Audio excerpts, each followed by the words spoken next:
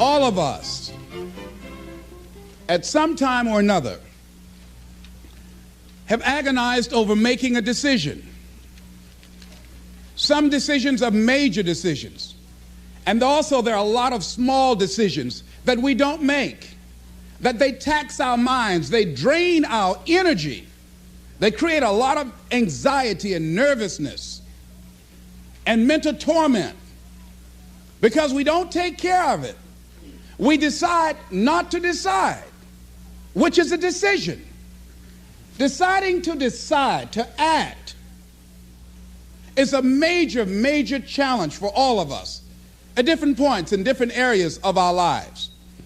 And there are things that happen to us along the way, experiences that we have that prevent us from working through the mental block of acting, of doing those things that we know we ought to do. And so what I want you to think about is, what is there that you know you need to do, that you want to do this, but for some reason or another, you've been holding back. For some reason or another, you just have not been able to gather your nerves or be able to work through the procrastinating or putting it off or justifying or blaming. Some reason or another, you just haven't done it. And you know you ought to do this. You really want to do this, but you don't know why you haven't done it. Anybody know what I'm talking about? Raise your hand, please. Okay, then I've got company here this evening. I'm not talking to myself. Now, first of all, we know that this is not easy. Because in order to begin to reinvent your life, you've got to make a conscious, deliberate, determined effort. That you really have got to put all of yourself into it. It's very challenging to act, to do those things. There are times when you're looking at it and you say, I know I need to do this, but I don't feel like it. I don't want to do it. I know I need to do it, yet leave me alone. No, I don't want to do it. So what do we do? What are those things that cause us to do like that? I think that among the things that prevent us from acting is the fear of failure. And if you've already failed, you don't want to fail again. The pain of that, the disappointment, the fear of loss is another thing. Because many times when we do those things that we know we need to do, we feel that we might lose somebody that we love very much and care about. We don't want to hurt anybody. Many of us don't act because we want other people's approval. We want everybody to like us and to accept us. And that's not possible. Many of us don't do the things that we want to do and don't act because of lack of self-confidence. We don't believe enough in ourselves. I have a friend who's been working on a job where she's miserable, talented, want to go to another place that she can do what she wants to do and make the kind of money that she would like to make, and had some offers. But because of her fear and her lack of self-confidence of things might not work out, she won't take a chance on herself. So there she is spending 8 hours a day, 5 days a week, and she's miserable. She hates to go to work. They're not paying her what she's worth. She knows it. But yet and still, she won't do that which she knows she must do, and it's wearing her out. There are a lot of people that their jobs are making them sick because they won't act. You check out the absenteeism and the people that are depressed. You see them coming to work angry. How you doing? I don't know. Just leave me alone. It's not even 9 o'clock yet. You're talking about good morning.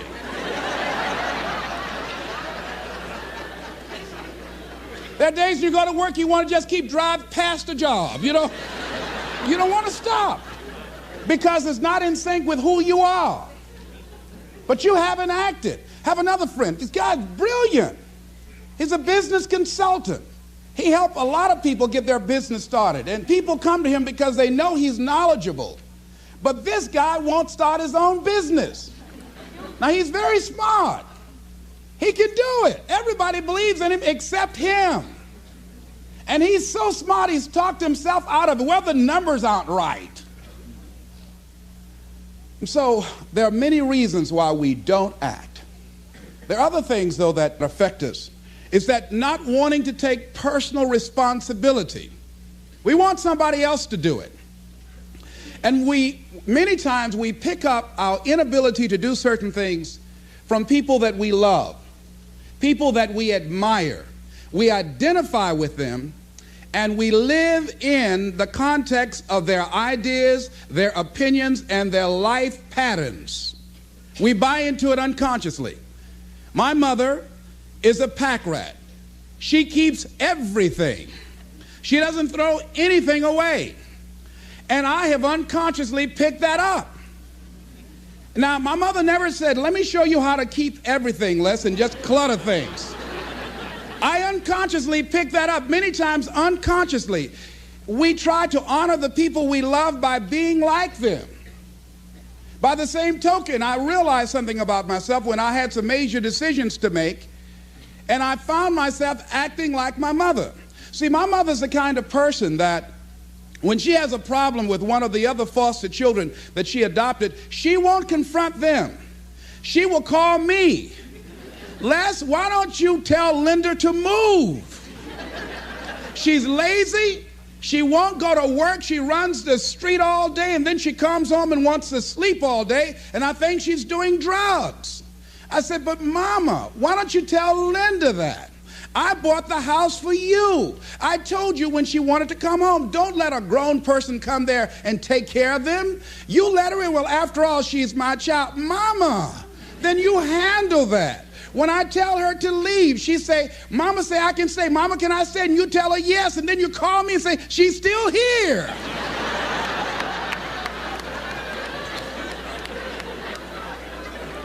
Why worry me with this?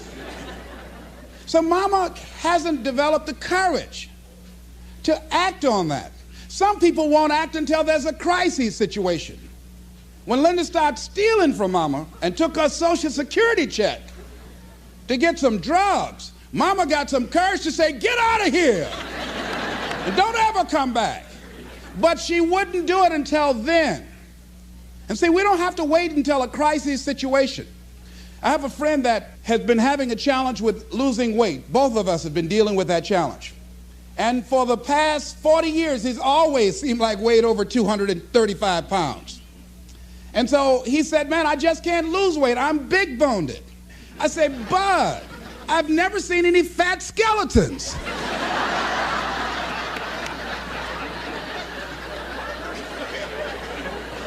No, you need to act on your health. You can change this.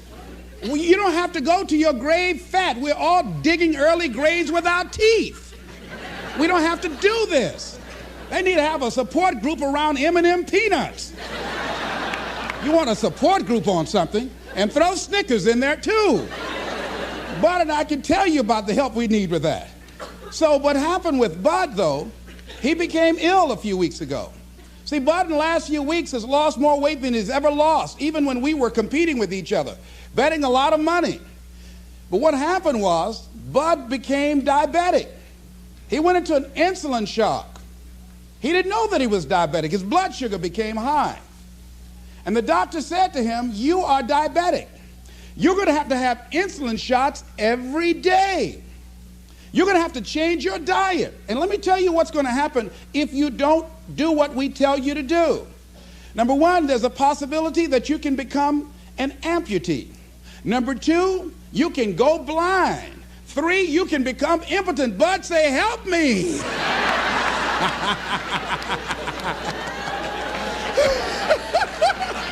Like those guys with Paul, when Paul broke out of jail, those guys say, tell me what I must do to be saved. Bud wanted to be saved. I said, Bud, you want one of my peanut butter and jelly sandwiches? No. I said, Bud, I can't believe you're eating vegetables, man. You're exercising. He said, that's right, and jogging in place too. Now, he had the ability to do it before, but there's some people, it takes that kind of crisis to bring them into reality in order for them to act in their own best interest. Some people have to hit rock bottom in order to rise. I don't know why. You want to begin to look out on your life and what you want for you. And I think that when we begin to focus in the area of what does it take for us to act, I think we can say events can inspire us to act, like that particular event in his life. Circumstances. A friend of mine, he wanted to do something and he just did not have the motivation and the drive and the confidence within himself. But his circumstances changed overnight through an acquisition of the company that he worked for. He lost his job. Through the inspiration of desperation, he had to act. See, life also are things that can inspire us to act. See, if we don't have the courage, and that's what it takes, courage. It takes guts to do that which you know you need to do. If you don't have the courage to act, life many times will move on you and make you act. Life will whoop your butt so bad. You will be so miserable, you will catch so much hell, you say, yes, I will do it. What do you want me to do? Take me. A friend of mine said, I can't stop smoking. I can't stop smoking. Doctor said, Sam Axelrod, you have emphysema. Sam never picked up another cigarette and said, look at those stupid people smoking. Sam, you did it for 35 years. How can you talk about people? Well, I was different. I'm trying to help them.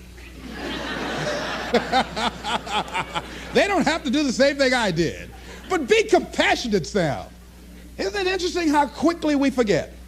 So I'm saying that look at something in your life. It might be just writing a letter to somebody to say thank you.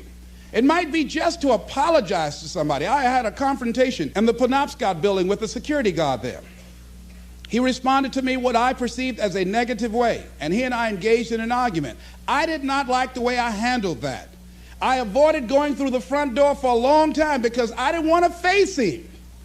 Finally, I decided to act, and I went up to him and said, I want to apologize to you for the way in which I handled this argument we had the other day. I was wrong. I hope you accept my apology. He said, I do.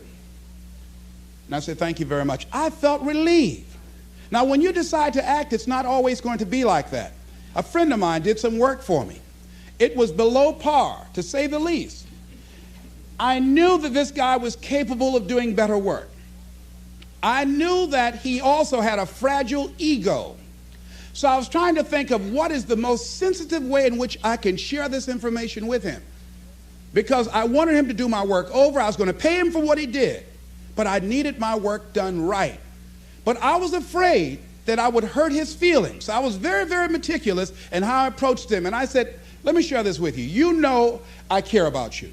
And that you're a very talented and gifted person.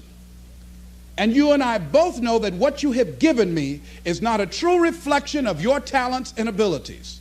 And I'm saying, let's go back in the studio and do this again. And he said to me, I'm going to forget you ever said that.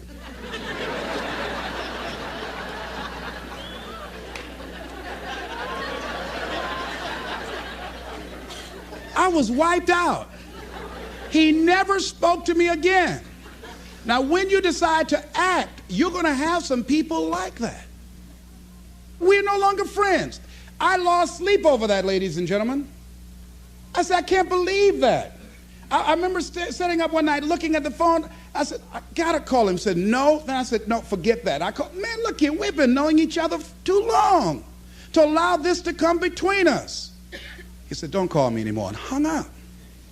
And then I wanted to think about what can I do to make it up to him, and then something came to me, Les, what do you have to prove? See, many things we don't do is because of the fact we want people to like us. There's some necessary losses in life. When you decide acting in your best interest, you're going to lose some friends. Everybody's not going to approve of you. There's some people that won't like you. Who do you think you are? You're arrogant. What do you think you can do? You think you can get away with that? You're selfish. Thanks, I got that. It's my life. And so what I'm saying to you is that as you begin to look out on your life, this is challenging. This is not easy, acting. So what are the things that we can begin to do to harness our will? Number one, you've got to bring it out and look at it. You got to take the power out of it. You've got to expose it to the truth. And the truth is that it has no power over you. So write down something you want to act on, but for some reason that you've been holding back, and look at it. The next thing is, ask yourself the question, is it helping you to continue to put it off? If it's an asset for you to continue to procrastinate, then continue to do that. But if it's a liability for you, if it's causing you some mental and some emotional challenges, or perhaps a financial problem, look at that. Examine that for what it is. Next step, ask yourself, what's blocking you? What's preventing you from acting? Why don't you have the courage to handle that? Why won't you face that? What are you running away from? What kind of avoidance behavior are you engaged in? Next is, what is the worst thing that can happen when you take action? So I looked at that. And I said, what's the worst thing can happen when I tell him this? He can say, I don't like you. And he did. Now what happened? I experienced that. I looked at that. I saw that. And guess what, ladies and gentlemen? I didn't die. My feelings were hurt a little bit. I lost some sleep about it. And sometimes I think about it when I drive past his house. But I'm still here. It's uncomfortable. But it's okay. It doesn't bother me anymore. I've gotten used to it now. So what is the worst thing that can happen? I want you to visualize that, experience that, feel the nervousness and the discomfort. And the more you run it in your mind, the less power that it will have. Next is, how will you feel after taking this action? I felt a sense of personal achievement when I faced somebody that has been my mentor for years. And for years, there was something I wanted to tell him. And I didn't have the courage to tell him, because it was always, I was the student, he was the teacher. It was always, I looked up to him and admired him and held him in high esteem. And I was always grateful and thankful for the impact that he had on my life. And I loved him so much. I didn't have the courage to say to him, please stop drinking so much. You're an alcoholic. You need help. I didn't have the courage because I was afraid that he might not like me. I was afraid that he might be hurt and crushed, that we would no longer be friends. I didn't want to jeopardize what we had.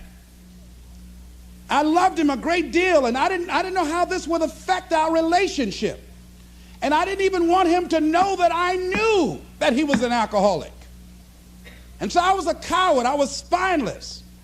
In the name of love, I did it to justify to myself to stop from helping somebody that I loved from dying.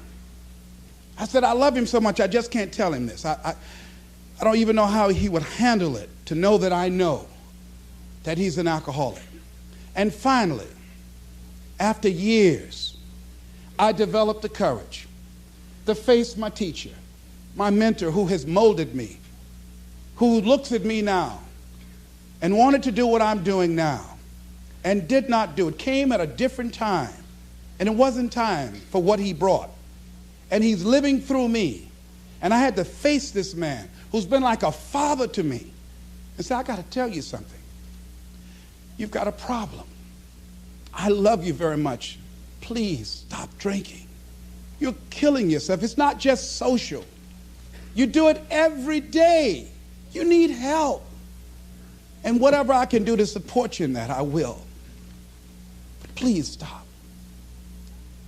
And he looked at me, and I had no idea how he was going to handle that. And first there was like, I dare you. And we just looked at each other. And then I reached out to embrace him. And we've never, ever embraced men, macho. We never hugged before.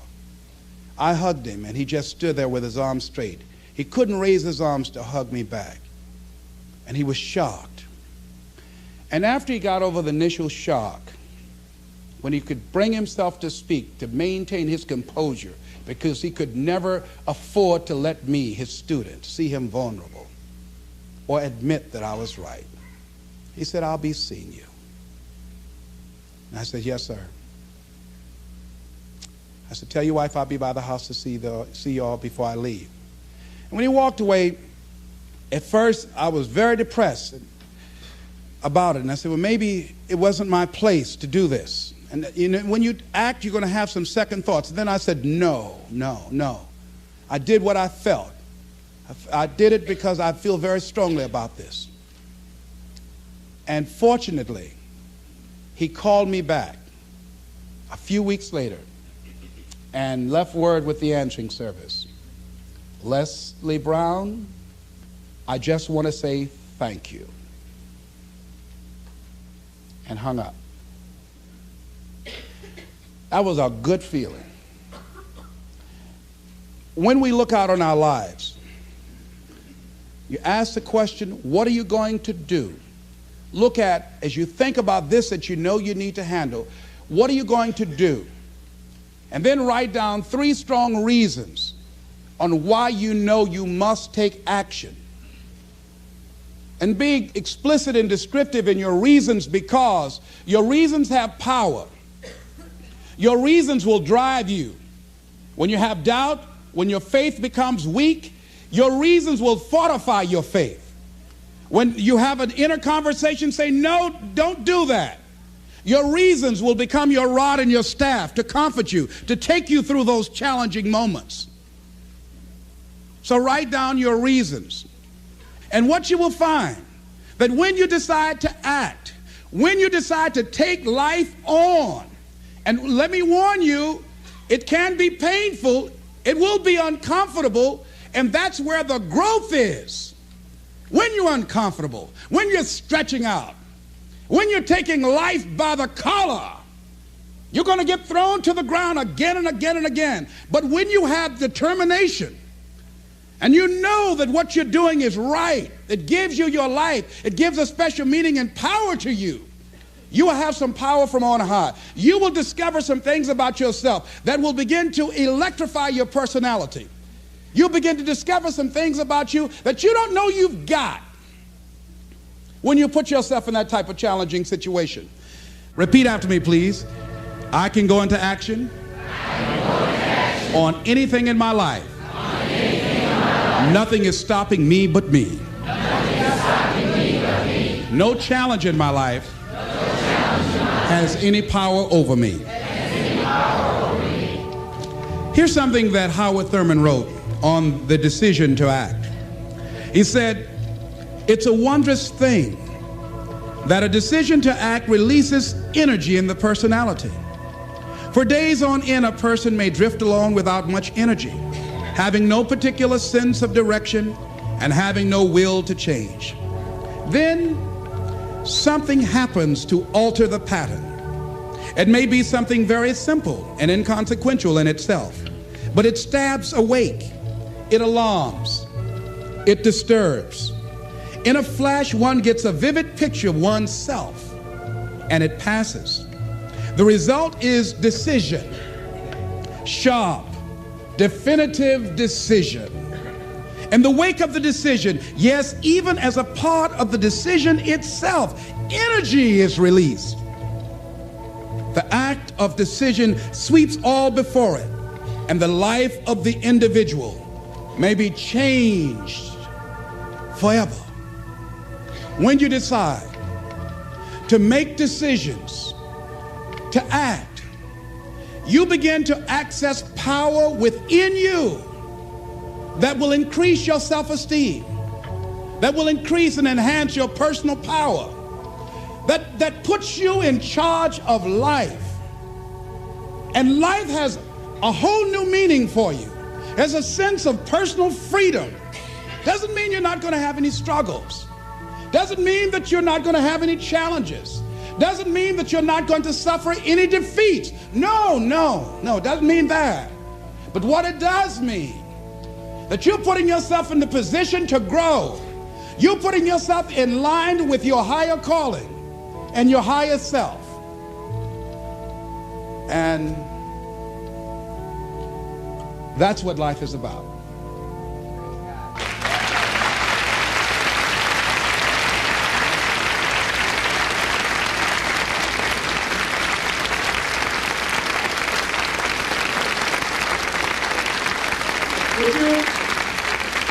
Would you join me in this affirmation, please? Everybody stand, please.